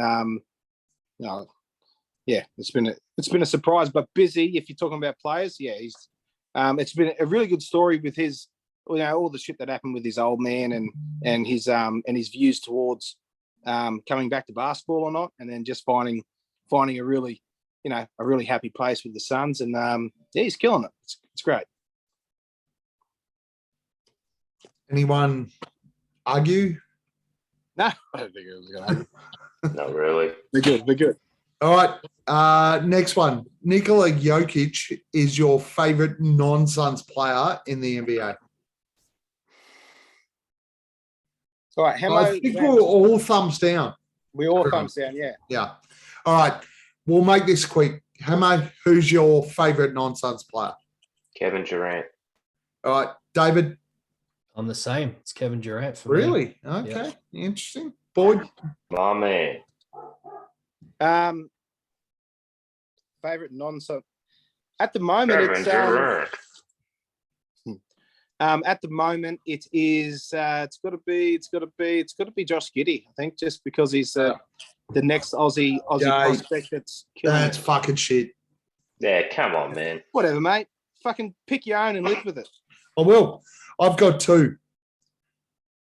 You can't have two. I can. Just ripping on him Mate, for a shit pick, and you're you going to can have do two. what DeJounte Murray and Fuck Darius me. Garland. And they're both fucking shit. No, they're not. All right. Next question. Pat Beverly is your least favorite non-Suns player in the NBA. Everyone thumbs down? Boyd? Everyone here went. Sorry, no. Hemo went thumbs up. Yep. Everyone else went thumbs down. All right, Hammer. He is my least favourite player, non-Suns player in the NBA. However, if he was in the WWE, I would be a massive fan because that bloke's a dick. That's why he's your least favorite, because he's a dick. Yes. Okay. David, who's your least favorite NBA, non-Suns NBA player? Yeah, it was another one on the spot. I knew I was going to be able to come up with someone, even though I'm very much not a fan of Pat Bev, particularly after he pushed Chris Paul, Which was shit. Yeah. on the blind side. So I could definitely put him up there. Who do I like less? I'm really not a fan of Russell Westbrook, I must say, from both the play style and personality on the court standpoint. So I'll throw Russ up as my least favorite player. I like it. Boyd. I'm going to have to take a leaf out of it's the European Westbrook in Luka Doncic. I fucking hate Luka. European I Westbrook. Why? never- Why do you hate Luka? I never used to hate him, but first and foremost, I said before, I'm a Suns fan. Yeah. And just the amount of shit that we have to put up with about taking Ayton first over Luka Doncic is just, it really annoys me. And it's made me hate him more than I naturally would have, with all of his whinging and all that sort of crap. Just the fucking hype around it and the crap that comes along with it just makes me despise him. And the more attention that he gets, the more I fucking hate him. And it's not, there's no real fucking, it's not founded. There's nothing, there's no logical reason. It's just a fan. It's not, there's nothing logical about it. It's a fan thing, and it's just the way that my brain operates. And how yeah, anyway, that's it. The European Westbrook. Honestly, Fuck Luka. that's fucking insane. But I back you up. My most hated player is Luka Doncic. He is the biggest sook in the fucking NBA. He's a whiner. He's a bitch. Although, in saying that, Trae Young, fast catching up. Yes. I hate young, talented people in general in my life, because it just makes me No, it's not about young, talented. Don't be a Fuck fucking... you and all the gifts that you were given from birth. Do not be a fucking sookie bitch. I watched Trae Young's flop against Luka today, and it made me so furious. Honestly. Thoughts on Luka, David? Do you have any animosity against him? Oh, I definitely don't have. I don't share that animosity. Definitely not. I'm Could not. you? I'm Please. not as. I don't view the game quite that same way. As much as I'm passionate about the Suns, I don't. I was definitely a fan of Luka coming into the draft. So was I. I wanted Luka. I do. Yeah. I do agree with quite a lot of what you guys have said. I think he's got a fair bit of growing up to do on the court in terms of the way he kind of carries himself. Having said that, I'm not sure you could have built around a young MVP candidate on a rookie scale contract quite as bad as what Dallas have. And I do sympathize just a little bit with how poorly they've done around him. But with my Suns hat on, definitely am not unhappy about it, because they haven't given him the best team to work with, and that's benefited our Suns, I think, in the most part. Well, I think 9-1 since that draft. Yep, dominate him, definitely. I can't believe I forgot about my my best mate. Don't go Oh, there. no. Hamo, you missed your chance. Disappointed. Sorry, Ash. I'll get you next time. So, David, for clarity point, Hamo has a love affair with Ben Simmons. And It's really unhealthy. thinks he's a disgrace. Yeah. And I don't want to hear that rant again. You've shared it that many times on Facebook and the group chat. I can't hear it again. He's disqualified from this question because he hasn't played a minute this season. So Yeah, you're not allowed to nominate There him. you go. That's right. We're Nice done. out. We're done. Nice out. And last question, thumbs up, thumbs down. Will Monty get robbed of Coach of the Year again? They can't. They just can't. Everyone was thumbs up. Yeah. David, we want to hear you first. Yeah, I think it's as I was kind of saying before, I think they tend to look for the biggest turnaround or something like that. And I think it's going to be really hard, particularly given I believe this award along with it is voted on along with the MVP and everything, which happens at the end of the regular season. So, unless we go undefeated for the rest of the year and break, well, I don't think we can even break the Bulls record at this point, can we? Because we've already lost 10 times. But there's just no bar that he's going to be able to jump over where there's not a case from. It's the Memphis coach. Yeah, Memphis or maybe JB Bickerstaff with the Cavs because they're doing a lot better than what people are expecting. But yeah, it's unfair, but I don't think he's going to get it. Worst thing is he should have won it last year based on where we were.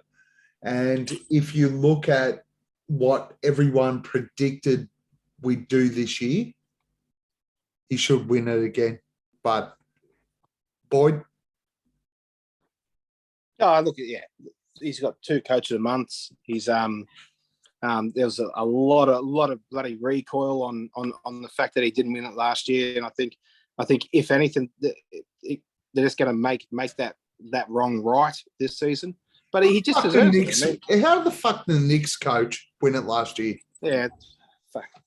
David, how? Well, I guess It's New York, right? Yeah, made the playoffs for the first time in forever. Oh, so we.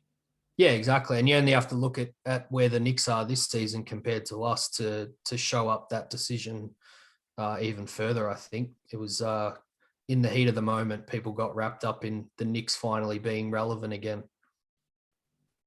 Yeah. All right, let's go. What's up? What's this rapid fire next, Gav? Right, rapid fire next. David, we are just going to fire questions at you. You need to answer them, and we will add on the end. All right, go for it. I'm ready. All right. Question 1. What do you consider the top 5 Sun Twitter follows and why? God, Top 5. I spot. want 1, 2, 3, 4, 5, David. That is on the spot. God, go. no, I've got to let the listeners know here that I did not get any advance notice. You got to pick your favourites. That's what we do.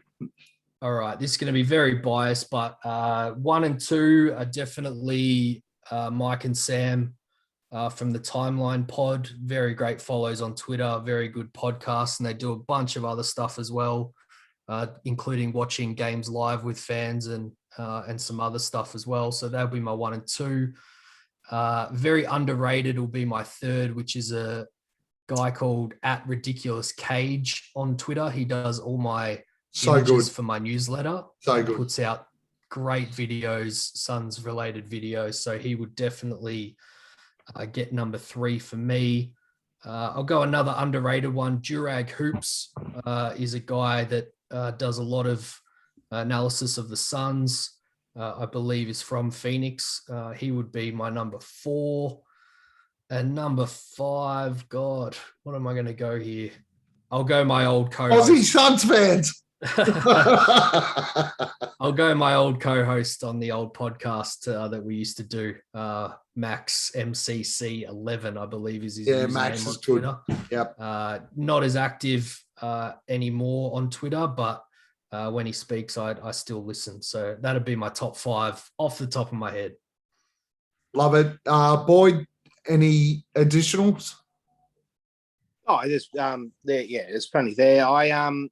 You don't have what's his name? Fucking Dom. Where's Dom in there? I haven't seen Dom around on Twitter recently. I just saw him pop his head up recently, but yeah, okay. I thought maybe front of mind, definitely not, but he would be up there and definitely with the Australian flavour. Dom does amazing work from an analysis standpoint. So yeah, and your boy Kellen Olsen. Callan would be up there, but I don't see. This is the thing. I don't count Callan because he's media. I don't count Callan as part of, good call. Good call. You know, he's a paid media member. I don't need to be propping him up any more than he already deserves. Yeah, I love that. I love that, David. It's if the guys who are full contact or everything they produce is not media based. Love it. All right, next. Let's go. All right, Gav. Question 2. What do you consider? Yep. What do you consider the top 5 Suns podcast? Oh God, you don't have to include this one. Really putting me on the spot here. Well, obviously, I would go number 1 would be the timeline because I put those 2 guys at the top of my Twitter follows. I would definitely go with them.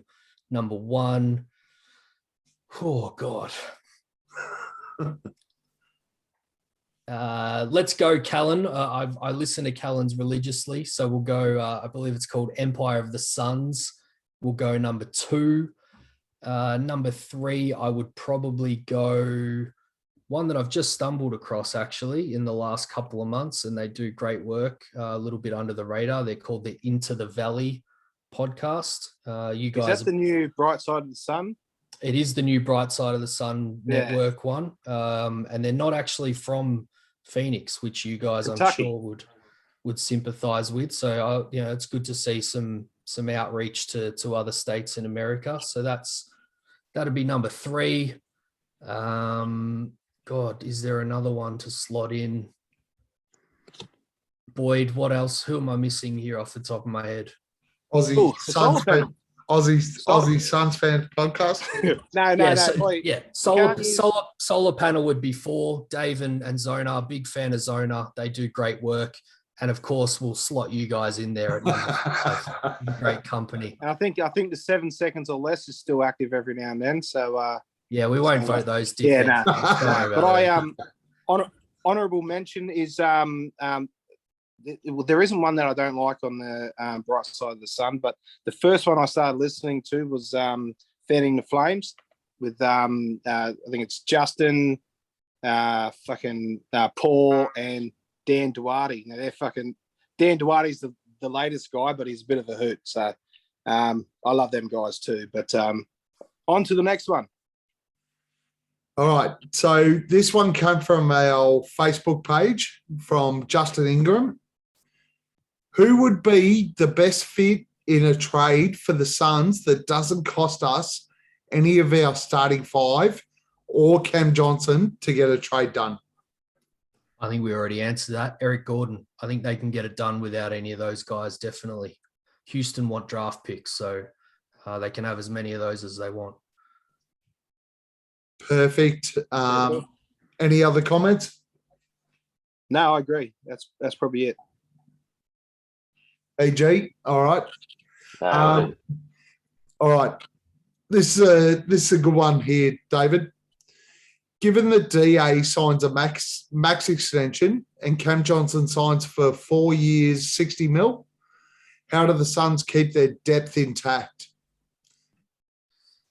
You have to draft well and you have to use your exceptions pretty well, I think. But I'm trying not to think. A few people ask me this on Twitter because I tend to do kind of salary cap stuff. But I'm very much in the moment trying to enjoy this season and hope we go all the way. That's more of an off-season topic to look at. But to answer it short and sweet, it's going to be very, very hard. You'll have your core, and then I guess, like we discussed a little bit earlier, you'll be counting on James Jones to find your Bismack Biombos of the world on the veteran minimums, and hope that they can fit into the system, because, yeah, you're going to have next to no money unless we, get a Steve Ballmer type owner who can just pay the luxury tax through the roof. But that's not going to happen with our current owner, I don't think. Well, he has said that he's willing to go into the luxury, hasn't he? He has, but he's willing to do it. Yeah, he said it before too, so I'll believe it when I see it. So you think that Cam Johnson, I threw that number out there, the 4 years 60. You think that's attainable for Cam? 15 million per year? Yeah, the only thing that I'd throw in is we're still 2 seasons away from that actually kicking in. The extension can get done next off season, and there's another. I can't remember which off season it is, but there's another big TV money deal that will see the salary cap spike up again. So it goes up this year, doesn't it? Is it 9 million? Generally goes up, between kind of 3 and 5 per year, just on kind of, revenue projections. But there'll be another big spike in a couple of years, and Cam might be the type of guy that just hits free agency right at the right time, and he might be on more than Mikal Bridges just because he's hit free agency in the right year. You never know. Yeah. And we and he's the best. If he's the best 3-point shooter in the league, he's got a case, hasn't he, to front office, definitely to get that bag. So, and during that period, we also have booked Supermax, which you should get. Yeah, that'll be coming up if he gets all NBA in the next 2 seasons. I believe he'll be Supermax eligible, which will be another headache to worry about. But again, I'm trying not to worry about those things just at the moment. I think, guys, what we have to really hope for is that Phoenix becomes a destination, and you get your guys taking less, or the guys, them vets who are willing to take a minimum or an MLE or the Bay to come and play in Phoenix, because of the culture that we've got and how we've performed in the last few years. So a couple of years down the track, but we just have to hope that we can, and we're starting to get that sort of stuff now, I think. So it's quickly becoming that destination again, I think. All right, next question comes from Travis Emtus on the Facebook page. Is there a way we can get Sabonis while keeping DA? Again, another one we kind of touched on before. I think from a value standpoint, there's definitely a way they'd be able to do it. I don't think it would make a hell of a lot of sense, though, and I couldn't see them doing it. So, I think anyone who is hoping for Sabonis while keeping DA is kind of barking up the wrong tree a little bit. I think if Sabonis is a Phoenix Sun, it's more than likely going to mean that either they've sent DA the other way, or they've let DA walk in free agency to another team and traded for Sabonis using other pieces. But that wouldn't be a very smart move from a asset standpoint either, I don't think. So no is my answer. Yeah. Boyd? No, I got nothing on that one. That's look, you can throw in pick swaps and do all that sort of things. But I think you can only go 7 years forward. Is that right? I think. Correct. Trading every second. Pointless. It's pointless. It is. Yeah. And you know what? Outside of DA, you're looking at a Cam Johnson type player, which I don't want to chuck him in there either. So, yeah. All right, David. Next question's from Hamo. Should we keep Sticks? I've actually turned a little bit on this in the last couple of days. If they're not getting an offer at the deadline that's actually going to add a player worth any value, I would keep him, because I can see that whilst I'm not the biggest fan of playing two bigs, there may be a series where going with two bigs might be the right idea and having Sticks in reserve just in case. But I tell you what, if we're playing Sticks in the playoffs, something's gone horribly wrong and the outlook is probably not looking too good. So do we keep him moving forward though? Honestly, I don't think we're going to have a choice. I think the way that he's been treated's probably not the right word. He's come onto a contender and had to try and earn his minutes, but he just hasn't been given much opportunity, and he's going to have I think he'll have the opportunity to sign elsewhere, and the Suns won't be able to do anything about it because they decline that option. So, and that's the thing is at what 4.6, are we going to sign him? No, I don't think so. There's going to be other money problems. So I definitely understand why they decline the option, but it definitely hamstrings them from being able to do anything this off season with him. I think he's as good as gone. If it's not in the next 3 days, it'll be in 6 months' time. Wow. Anyone else? No, that's about it. That's pretty much My it. heart's broken. It's unfortunate, but hey. Good description. All right, next question from Hamo on the Facebook page. He's sitting here, but who is the heart of this Suns team? That is a very, very good question. Who is the heart of this Suns team? Because we all know that I'm the heart of this podcast, right? So we're just trying to work out who the heart of the team is. Emma's Who here for keeps his them good going, looks. who makes everyone want to come back every week and do the best that they can. Who's the Hamo? Who's the Hamo? Who's the Hamo? Hamo of the Who's the Suns? Hamo? Yeah. And if you say Nader, that's okay. I'll talk to you. It's definitely not Abdul Nader. I mean, there's a few candidates. I'll go off the wall a little bit here. I reckon it's Chris Paul. I think that the whole team understands, kind of like we spoke about before, they're all going to have many more opportunities. Booker's going to have more opportunities. Ayton's going to have more opportunities. I think this whole team realizes that this is probably Chris Paul's last real shot at it as at least as the number 1 or 2 option. I think in a couple of years' time, if he's still on the team, they'll be kind of carrying him to the finish line a little bit. So I think the whole team's behind him. I think he's the heart and soul. If I was to go even more off the wall than that, I'd say it's Monty Williams is the heart and soul of the team. Yeah. Boyd? I think Cool. Yeah, so this is a funny one, right? So I think David's probably right from a player's perspective. They probably all look to Chris Paul, and he probably is the heart and soul of the team. But from a fan's perspective, I like to think what's going to get Talking Stick Arena burnt down if they get traded, and I think it's Booker because from a There's fan's, no Talking Stick Arena anymore, man. Yeah. Footprint Center, Footprint. yeah. I think it gets burnt down if I'd still trade him before I trade Dio. Oh fuck, yeah. We're not going there again, mate. We're not going there.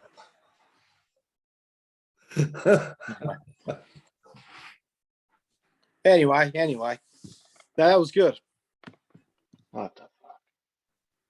All right, last question. David, what makes us a better side this season? Makes us a better side this season. I would say if I could only pick one thing, come playoff time, it's going to be the fact that they all went through it last season. First time for most of them. I was not worried in the absolute slightest about Devin Booker. I knew he was going to be fine. But I definitely had some question marks over DeAndre Ayton that he absolutely exceeded and then some. Mikal Bridges statistically was down, but took, absolutely every big defensive matchup on the other team throughout the whole playoffs. Cam Johnson's going to be better for it. Cam Payne's going to be better for it if he's still around. I just think that experience for such a young team, they're going to all be another step up and definitely be hungrier as well, having got that whole way and lost it after a 2-0 lead in the finals. So that's, not right now in the regular season, although it seems to be driving them in the regular season too with their current record. But I think we'll really see that in the playoffs. Boyd? Yeah, look, that's all right. And I think the ability we learnt last year how to find that extra gear and really put teams away, which is, we were doing that last season. It hasn't been the Suns of the past by any means, but I think we've really got a hold on that, and that tells through our fourth quarter clutch performances this season. So just finding that extra level and defensively and offensively, and I think that has really separated us from a lot of teams.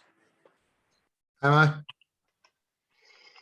Much like Boyd and David were saying, we've been there. We know what we're up against. We know what to do. We know we're capable. It's just about buckling down, and there's a couple of little kinks we need to work out, like what the fuck happened against Atlanta. But we'll get there, man. And in the basic scheme of things, this is the best Suns team we've had in a very long time, and it's just a privilege to watch. All right. One last question. The most important question. Is this, and we're all Aussie Suns fans, David, is this the best Sun side we've ever watched? Hands down. When I brought the old podcast back, as Boyd said before, during the playoffs last year, we actually had this conversation mid-playoffs last year and already said yes back then. And I've seen nothing in this season to turn me the other way. And I'm saying this is, I would argue Steve Nash's biggest fan and advocate, although I'm sure he's got many of those amongst Suns fandom. And basically, named a podcast that I created after the 7 seconds or less Suns. Yeah. So not easy for me to say, but I just think that both sides of the ball, star power, has that depth of role players that 7 seconds or less Suns team just didn't have. And then probably the older teams that, as you said earlier, the KJ teams and the Barkley teams, I just don't think we're as deep or as talented as these teams either. All played both sides of the ball, probably the most important thing. I don't think we've seen a defensive team in Phoenix colors that plays defense like this team does, at least not one that I've watched. Boyd? Yeah, look, it's and hard we to asked say. this question 3 weeks ago. Yeah, I know. Yeah, it's hard to say because we all fell in love with, well, I did with Charles Barkley and KJ. yeah. Tom So it's hard Chambers. Yeah. It's hard to peg something above it. But Sabonis. then again, look, I probably wasn't appreciating basketball back then like I do now. So, as an adult experiencing this level on both ends of the floor is something special. And yeah, look, we've been in the dark for a while, so it's extra bright now that we're out of it. Yep. So I'll say definitely. Am I? 100%, man. 100%. We're kicking that much ass. I got this at my local shops yesterday, for crying out loud. You get Suns gear in Australia now. Yeah, well, from it's the best we've ever been. It's the most attention we've ever had. It's the best from my cohesion we've ever had as a team. We're ready to go. From my perspective, 6 weeks ago, I said no. I always thought KJ, Barkley, 93, that was the best we were ever going to get. We're better now.